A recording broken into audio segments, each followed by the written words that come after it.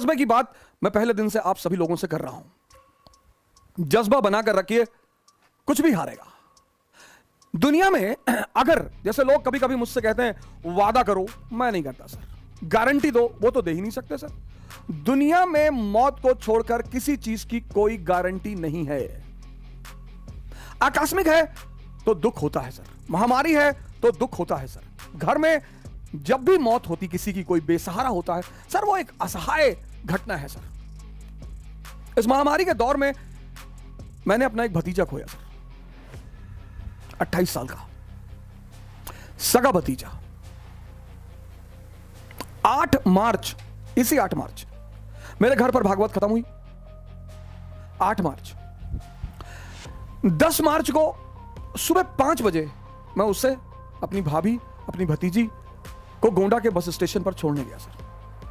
जब मैं छोड़ने गया सुबह 5 बजे, तो रास्ते में ही लखनऊ की बस मिल गई। तो उसने हमसे कहा कि चाचा जी ये बस रुकवा दीजिए, लखनऊ जा रही है। और इस बार जब हमसे मिला तो उसने कहा कि, मैंने कहा तुम तो हमसे बात ही मत करो, तुमसे जब मैं कह रहा हूं कि सिविल सेवा की तैयारी करो, 1 साल मेरे कहने पे चलो तो चचा। तो जाते जाते उसने मुझसे कहा कि अब 1 साल तक जो भी कहोगे वो करूंगा। बस यही उसके अंतिम शब्द है।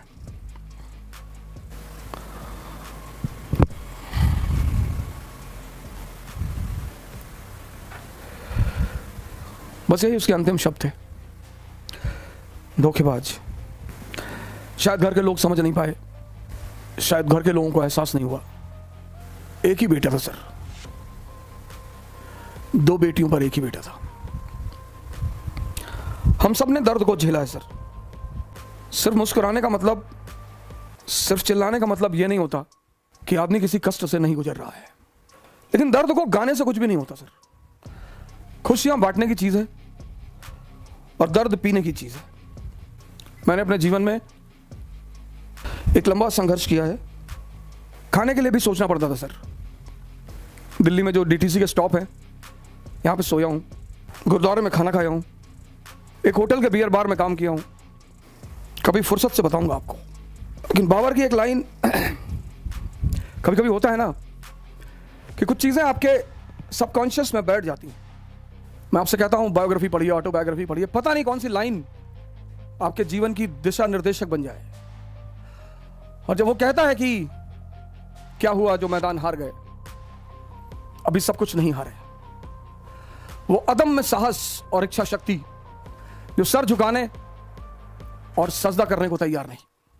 सर ये लाइन तो दिल में बैठ गई है सर। कयामत तक लड़ेंगे, कयामत तक लड़ेंगे सर। दिल्ली के लिए लड़ेंगे, काबुल के लिए लड़ेंगे। लड़ना ही जिंदगी है सर, और कुछ है ही नहीं। और दूसरा आदमी जिससे मेरा बड़ा लगाव है, अक्सर जब मुझसे लोग डायरी वारी देते हैं, वो स्लैम बुक वगैरह की, इसमें कुछ लिख दो, तो मैं बस 2 वर्ड लिखता हूं, लिव डेंजरसली। नीचे का स्टेटमेंट है सर, स्टेटमेंट कोट है उसका, कहता है शांति से मत, लिव डेंजरसली। मेरी डायरी का पहला पेज हर साल जब डायरी खरीदता हूं तो उस पर ही लिखता हूं, लिव डेंजरसली।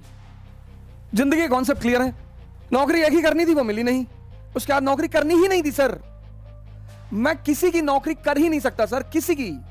मैं जिसके भी साथ काम करता हूं उसको एक बात स्पष्ट तौर पर बोल देता हूं, हुक्म मत चलाना।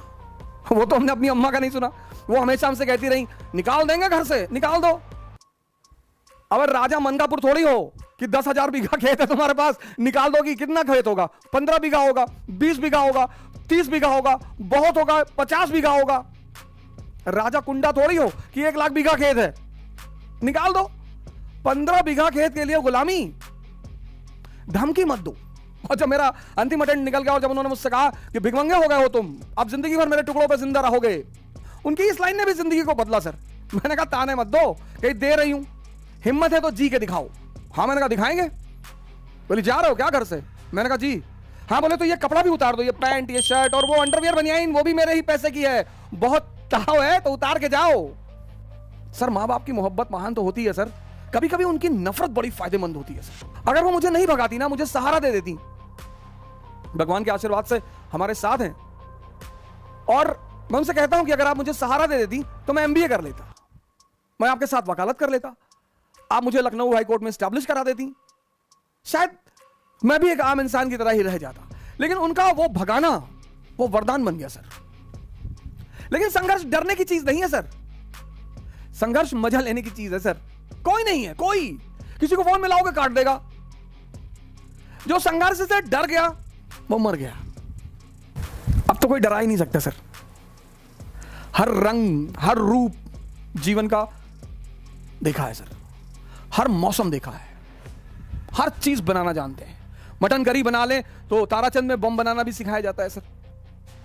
हमारा केपीयूसी छात्रावास तो उसमें डिग्री देता है सर इलाहाबाद में कि कितनी आवाज पैदा होती है।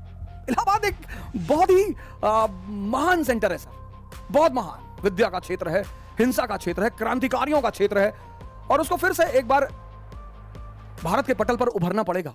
जब भी भारत का पुनरुत्थान होगा तो उसकी धारा फिर से इलाहाबाद से ही बहेगी क्योंकि उस मिट्टी में है कुछ। तो मैं ये कहना चाहता हूं कि संघर्ष अब तो सर ये लगता ही नहीं सर। यही मैं आपसे कहता हूं। कल एक साहब कह रहे थे कि आजकल के बच्चे बड़ी महत्वाकांक्षा नहीं रखते। मैंने कहा उसका एक बड़ा सिंपल सा रीजन है, बड़ा साधारण सा रीजन है, वो छत से ऊपर देख ही नहीं पाते। हम गांव में जाते थे नाना क्या, आसमान के नीचे सोते थे, तो हमें ऊंचे तक देखने की आदत थी। हम नाना के यहां जाते थे, एक एक महीने गांव नाना के यहां रहते थे। गांव में खुले आसमान के नीचे चारपाइयां बिछती थी सर, और जमीन से आसमान तक नजर जाती थी। हम तारे गिनते थे। जब तक बच्चे आसमान के नीचे सोते रहे उनकी महत्वाकांक्षाएं बढ़ी रहीं, और जब बच्चों ने आसमान देखना ही बंद कर दिया महत्वाकांक्षा छोटी हो गई। कई बार मैं अपने मित्रों को देखता हूं, जब वो आईएएस क्वालिफाई कर लेते तो लिखते मेरे जीवन की इच्छा पूरी हो गई। बस, बड़ी उपलब्धि है हिंदुस्तान में आईएएस बनना, बड़ी उपलब्धि है सर, बहुत बड़ी उपलब्धि है। उसको इतना कम नहीं आंका जा सकता, बहुत बड़ी उपलब्धि है। ये उपलब्धियां हैं सर, सबके बस की बात नहीं है। जब बच्चे खुले छतों पर और खुले आसमान में लेटते थे और आसमान की ऊंचाई तक देखते थे तो उनकी सोच भी बड़ी होती थी सर। अब तो बच्चे गर्मी की छुट्टियों में गोवा चले जाते हैं, यूरोप चले जाते हैं। मां बाप उन्हें शायद आसमान दिखाना पसंद नहीं करते। एक बार फिर से अगर ये ट्रेंड शुरू हो तो शायद सोच की ऊंचाई भी बढ़े। इतिहास के साथ कभी कभी बड़ी बदतमीजियां की जाती हैं सर। भारत के इतिहास के दो दुश्मन हैं, एक मैक्स मूलर। ये जितना भी आज भारत में कांड चल रहा है सर, अंग्रेजों के दो शैतान, 1857 के बाद अंग्रेजों के दो शैतान, जिन्होंने इस देश में संप्रदायवाद को जन्म दिया, जिन्होंने इस देश में जातिवाद को जन्म दिया, और वो अदृश्य दुश्मन है सर। एक है मैक्स मूलर, शैतान है सर, शैतान, एफ मैक्स मूलर। उसको काम ही यही दिया गया था। उसने 5 वॉल्यूम में ट्रांसलेशंस किए हैं, 5 वॉल्यूम में, बड़ा गंदा वॉल्यूम। और दूसरा है विंस्टन आर्थर स्मिथ, वीए स्मिथ। ये दो भारत के बहुत बड़े दुश्मन हैं, और जब तक इन दोनों को बेनकाब नहीं किया जाएगा, मैं इन दोनों पर एक डॉक्यूमेंट्री बना रहा हूं सर, इनकी किताबों पर, कि देखिए इन्होंने भारत के इतिहास को कैसे प्रेजेंट किया। मैं इन दोनों पर डॉक्यूमेंट्री बना रहा हूं सर, कि भारत के लोगों को पता चले कि इतिहास का कैसा आईना इन्हें दिखाया गया, हर चीज का कैसा रूप इन्हें दिखाया गया।